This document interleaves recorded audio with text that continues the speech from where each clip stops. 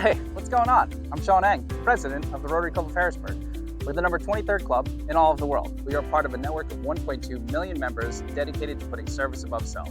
Our members are just like you, passionate about making a difference and beyond. Whether you want to join us for a Rotary luncheon, service on a Monday, or attend an upcoming membership drive, you'll find purpose, connection, and a chance to give back. If you've been working hard and wondering how you can live a more fulfilling life, join us at the Alexander campus for Jewish Life, Mondays at noon. Make an impact today. We'd love to have you. Find out more on our website at hbgrotary.org. See you there. It's been a great pleasure to introduce Nate Davidson this morning, and I could read you his bio, which includes, past leadership and work at the Appropriations Committee and with the WHIP. But just through my lens, and I got a chance to know Nate over the last year plus, I met him when he was running for office, and Nate stopped me at my second office, which is the Little Lamps on Green Street, where I was hunkered down, introduced himself and said he was running. And I think I knew within about 5 minutes that he was probably going to win that race. Nate knew really well what he needed to do to turn out the vote, get the right constituencies together to try to advance in a crowded Democratic primary. What I would say from my seat is we see often in our work an individual who comes up and knows how to win a race, right? They know how to win a race. They know where they need to vote out. But then you have to pivot because you win a race to do something, right? You win a race to govern. And Nate's done that. And I really appreciate his leadership and the work. From our perspective at the Chamber in Creedic, this is one of the most critical House seats that we have because it's truly a regional House seat, right? Like Nate's got a unique district that not only includes the city of Harrisburg and where we're standing here, but includes East Pennsboro Township, Lemoyne, the borough of Camp Hill, in other locations, and Cumberland County. So it's truly the only House district, I believe, that bridges the river here in the region, right? That includes, both Cumberland and Dauphin County, and has an opportunity from that seat to provide regional leadership too, to say that the things that are happening here in the city have a direct impact throughout our entire region as well. And we talk about that a lot in our work, but there's very few people that kind of just fully buy into that and get that. And Nate's done it from the second he's taken on his seat. And he's an incredible multitasker and having to jumble and juggle all of those different constituencies that he's going to work with. And if you really want to see him multitask, he's got 2 young children that are under the age of 2, right? Yep, 2 and a little bit under. And I've especially seen him juggle them while I'm talking to him at the 0-day outpost. He does I've never seen someone hold a beer, a baby Bjorn, and a stroller at the same time, and does it while talking about tax policy and different things that are happening in Harrisburg. So I'm excited for you to get a chance to meet him and hear more about him. My representative here in the city of Harrisburg, and a representative here for, again, his district here, the 103rd, right? 103rd Legislative District, Nate Davidson. Nate.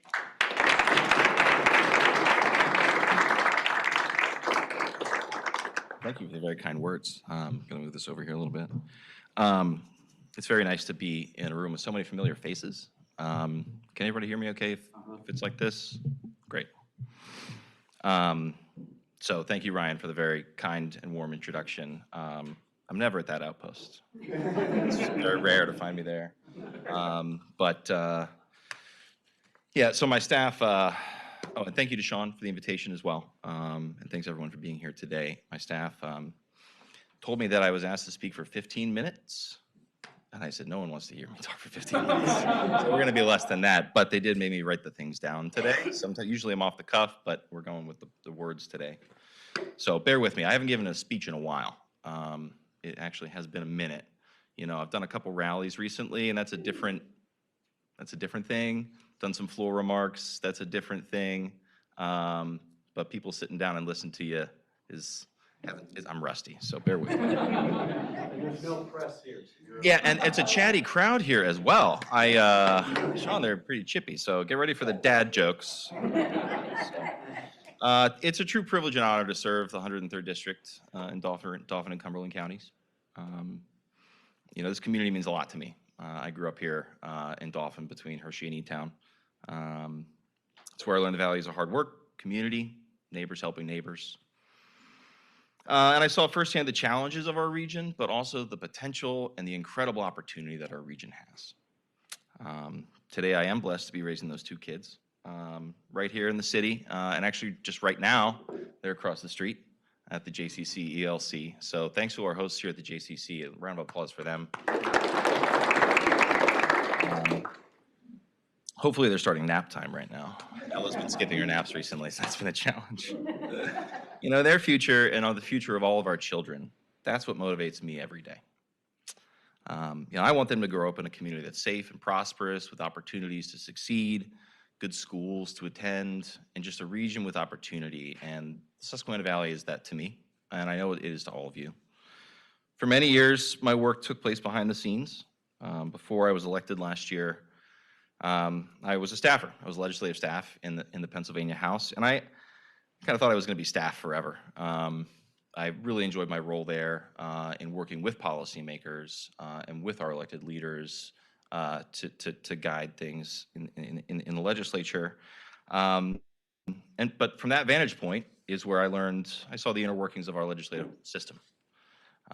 Learned how to build coalitions, navigate complex policy issues, turn good ideas into impactful law. And that experience taught me some really valuable lessons about the dedication required to serve the public, the importance of collaborative and bipartisan work. So in my first term, I want you to know I'm not wasting any time. In just a short time, we've made some real progress. I'm very pleased to report that on June 30th of this year, while the governor didn't sign, Bill, thanks. Well, the governor did not sign a budget on June 30th. He did sign one of my bills, Act 12 of 2025. It's kind of a boring one. It's a land conveyance. Anytime the state, exchanges land, we have to pass a bill. It seems, ho-hum. But this one actually had an outsized impact for us. We conveyed about 3 acres of property on Cameron Street to Rabbit Transit, and that was one of the last pieces to make that project turn on. And we're going to be rebuilding the maintenance facility there. It's over 120 years old. Anyone know what it was originally built for? Horse-drawn carriages. Yeah, so it doesn't really work for the buses today. And we're going to move our transfer center out of the downtown over to Cameron Street. So, just a short time, managed to get a bill signed. And there's one other impact. PennDOT is going to build a $14 million maintenance facility for the city at no cost to the taxpayers. And so when we talk about bringing people together, I mean, that's a huge win for the city. That's a burden at the city, which has many struggles, which we'll talk about later, that we don't have to bear. So it's a win for our communities, win for the city, and it demonstrates, I think, importantly, that we have a government that takes action and can work and deliver results. Beyond that, there's a few other bills. I was asked to talk about my legislative priorities, so just a few that I want to highlight. House Bills 462 and 464. These are the first two that I introduced. And two that are very important to me, but have been around the legislature for some time. These would create a 2-year window for civil suits for survivors of childhood sexual abuse whose statute of limitations has expired. It's been a long story. I could talk for an hour about this, but basically this population is over 65. These crimes happened many, many, many, many years ago, and all they're doing is access to an open door to the court system, which is closed today. House Bills 1908 and 1909. These are a pair that we just dropped in the month of October, Domestic Violence Awareness Month, to give judges increased tools to go after repeat PFA violators. It's becoming a real problem. And, if you remember just last month in York County, there were the 3 police officers who were ambushed and killed. They were responding to a domestic violence situation. And so we often don't connect the dots between how that type of violence can pervade a community and outside of the house. House Bill 921 creates the Low-Income Household Water Assistance Program. Got a bipartisan vote out of committee. I'll try and get that on the floor this fall. House Bill 1450, first-time homebuyer rebate program. This is a fun one. It's a $2,500 cash check back to you after a sale. In the post-COVID times, we've seen a big inflation in the housing market. It was already difficult for people in my generation and others to buy a home. But given the inflationary costs because of the COVID times, trying to find a way to carve out some of that revenue that we take from the realty transfer tax and get it back in the pockets of the consumer. And the way we did it At least did the math. We'll see. It's jammed up in committee right now. But, you know, we end up still getting more revenue on net at the state level and carve off some to go back into the pockets. And that's a new washer dryer. That's a fresh coat of paint. That's closing costs. So that's just money in your pocket, right? And we know that once we get markets moving, they move faster. So, you know, that was a big one for me. And just some others, free school lunches this fall. Got some bills supporting small businesses and keeping our elections free, fair, safe, and secure. But as we know, the work of a legislator is not confined to the four walls of the hall of the House. It's every day in our community, and I see many of you out in the community so often. So it's really warming my heart to be with you today. But I think one of my jobs as a legislator, somebody asked me on a door when I was in the primary. I said, what do you want to do, pass more bills or do more constituent service? It's like, well, bills are hard to do, and it takes a long time for people to get them signed. So like, I'll do that work, but my expectations aren't high. Divided legislature, it's very hard. You know, constituent services, I expect to serve at a high level, but there's this other bucket, and that's extracting resources from the Commonwealth and bringing them back to our district. I think that is a huge role for legislators. And it supports our schools, hospitals, nonprofits, community organizations. And I just want to list a few of the things that we've done this year and some of the grants that we've been able to drive out so far. So anybody remember the pollinator garden that got run over in the city of Harrisburg earlier this year? It was like Christmas Eve, I think, of last year, actually. Anyway, we found $25,000 to help Capital Region Water and the local community rebuild that garden. We're going to put some infusion into the Harrisburg Tool Library. They just had their opening event the other night.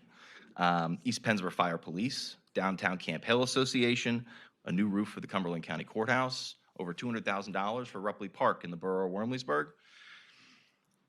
Fallen Firefighter Memorial, we're one of 2 states without one. We're going to fix that. And all that adds up to over $1 million just in 1 year that we've been able to bring back to our community.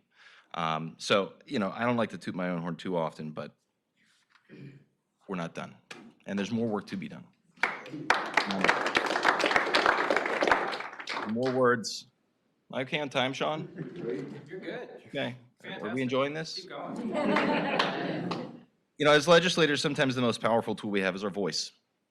And that's why I'm committed to working with our regional elected officials, partners in the business community, the governor's administration, and others to bring a new vision of growth to the Susquehanna Valley. We've already begun a downtown revitalization plan and partnership with Senator Kim, Representative Madsen, my friends at the Chamber, the city of Harrisburg, and others. And as we know, our downtown needs a new direction, needs a new vision, needs new things. I'll try to be generous with my... But we're all sitting at the table. And I think that's one thing that's been absent here in central Pennsylvania for some time.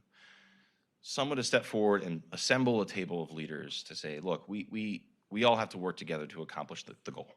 And we are doing that now. It's in the early stages, and it's jammed up by the budget impasse. But we are committed to bringing back economic growth to our region, to fixing our aging infrastructure, to fix our schools, and do all that's required for our children. Because like I said, that's what gets me motivated every day.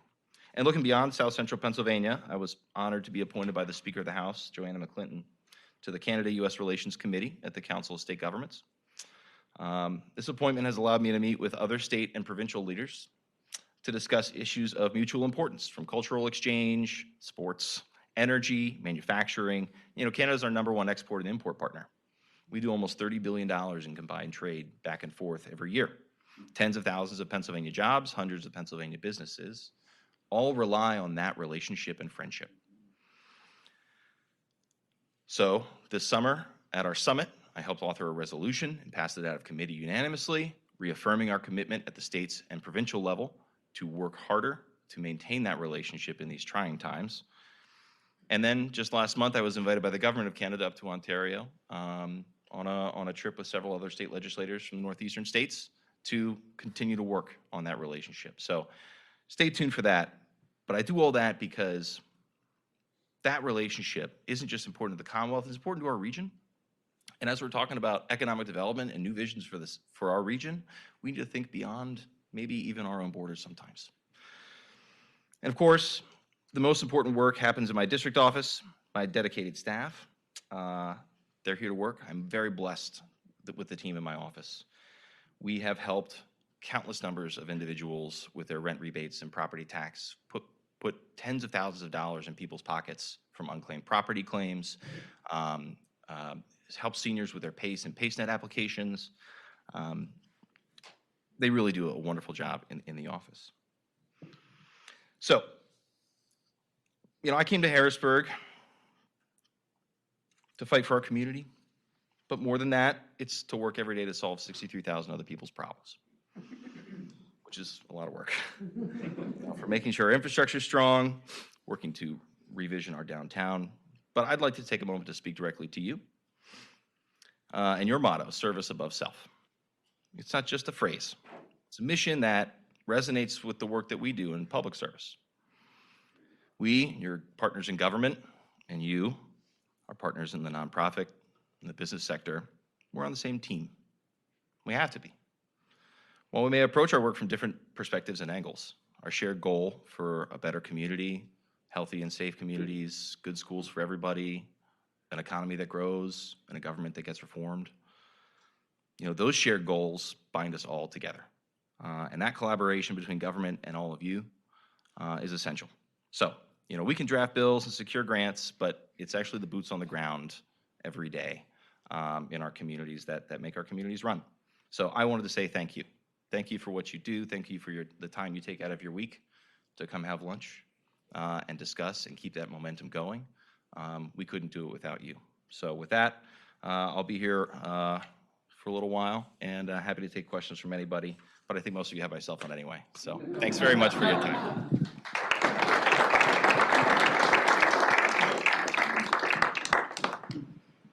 I have to take questions now. Get a drink of that vodka.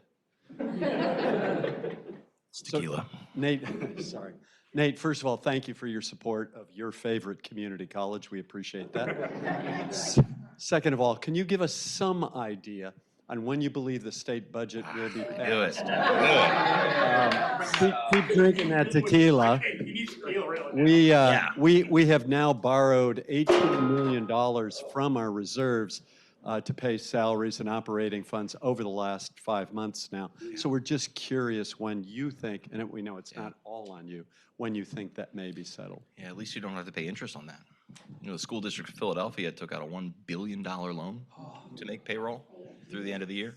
And not the end of the school year, end of the calendar year. So if this goes into December, they have to do it again.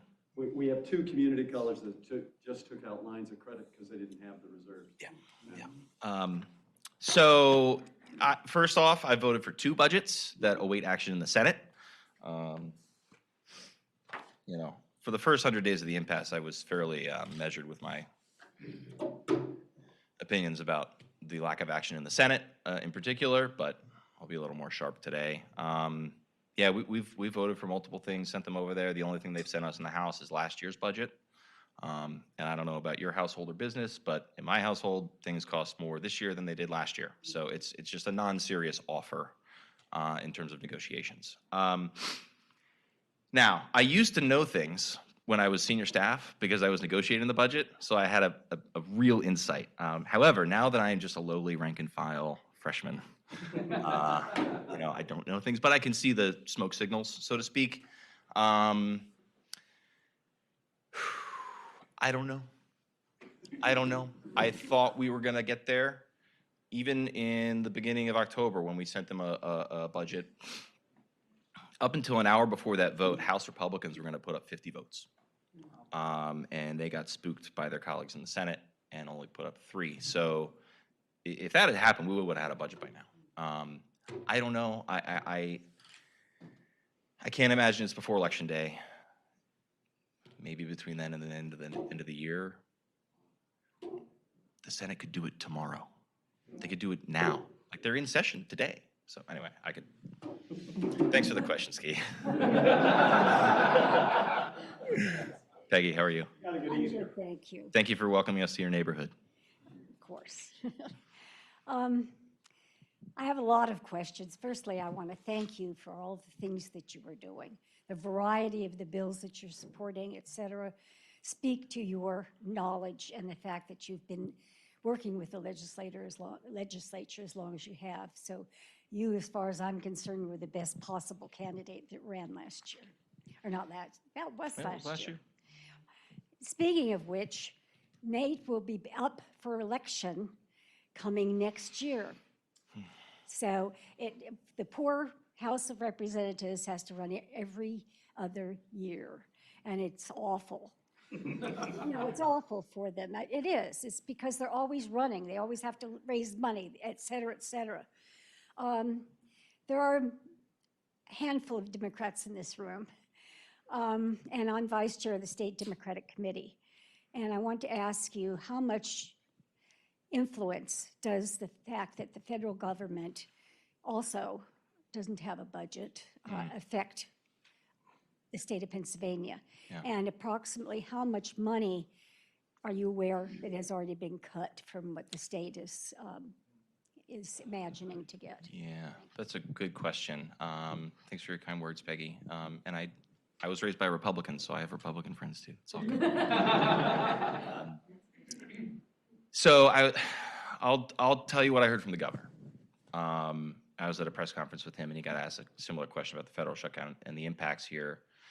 The short answer is we don't know yet. Normally, if there's an impasse at the federal level, we get a letter from Office of Management and Budget and says, hey, sorry about this. We'll pay you back later, but just keep driving the money out. We'll make you whole. What if we don't get that letter? And in fact, this year, there's been indications from the feds that they may not want to do what's statutorily required and keep funding after the impasse. But the governor brought up just one specific example. He's like, we have about 80,000 state employees, right? About 10,000 of those are funded partially or fully by the federal government.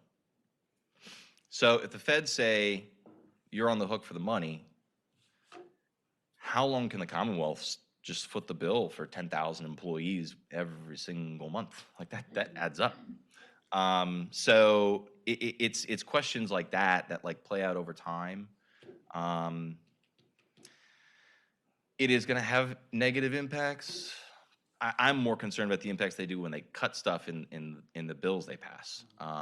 Because usually impasses, again, you backfill the money when they turn the lights back on, but even that's kind of in question this year. So good question. Thank you. Thanks for coming out and speaking with us today. My question is, a couple of years ago, there was quite a lot of talk about reducing the size of the Pennsylvania legislature. And has that totally died down?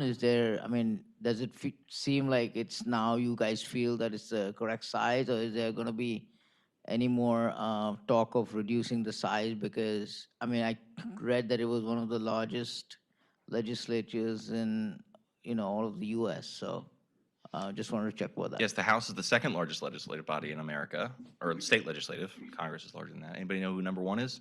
Vermont. Close? New Hampshire. New Hampshire, 400 in the New Hampshire legislature, which is it's like half of my neighborhood. In terms of like a population you represent, it's so small. I think they have 3,000 constituents. It's too small. Yeah, no, that conversation's been around for a long time. The last time we reduced it by 5 seats in the House. There were 208, I was 203. I have real opinions about this, so I'll try and keep this. But what I'll say is, we're going to bring them all out. They're all going to come out to play. It's not often that people defend the work of legislators, but in the 60s, our last constitutional convention, they made the intentional choice to professionalize and make the legislature full-time.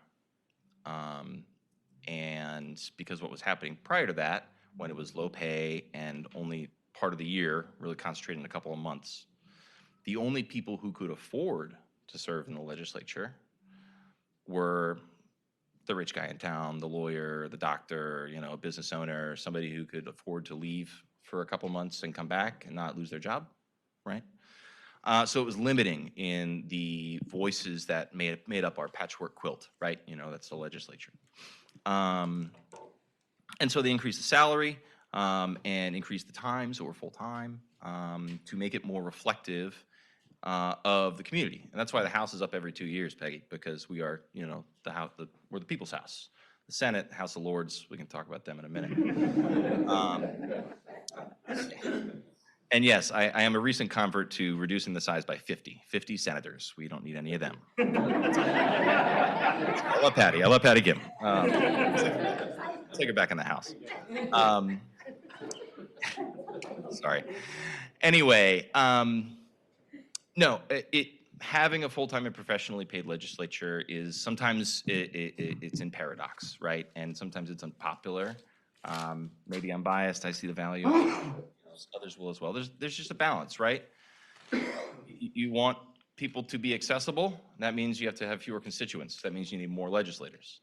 You know, if you're inaccessible, you have more constituents, and you know your time is different. So there's a balance. Those conversations haven't been around the building in a minute, though. It's probably pre-COVID times is the last time it was serious, and even then it wasn't serious. And if you want my honest former staffer opinion, the leaders will never let it hit the floor. So, and even if one chamber does, the other chamber will be like in the trash. So you really need a constitutional convention to really get at that. And even then, be prepared for voices who advocate for more, not less, right? You know, as population grows, you want people to be more accessible. So, Round of applause for Nate, everybody. We got two things for you, Nate. One, we have this wonderful four-way test plaque. oh, thank you. We can take a picture real quick. Sure. There you go. Excellent. There you go. You. Memory of doing your speech today. Did a good job. That was pretty good for being rusty. I like it. Sounds pretty polished to me. I think it was pretty boring, but whatever. Last thing, we have the Where I Live book. We usually, there's a geography bee of the third graders here in Harrisburg. So I was wondering if you could sign your name and leave a little note for a third grader, and that way they have, you know, somebody famous in Harrisburg to look up to, and eventually become, I don't know, maybe a state legislator. Maybe. Who knows? Maybe. Who knows? It was funny at that event with the governor. I was there with Representative Madsen. It was at Middletown High School where he graduated from, and he was there with like his vice principal and whatever. And, you know, okay. All right, and I think that is it. Where's my bell? Right here. Oh, you moved it. Meeting adjourned. Go forth and serve.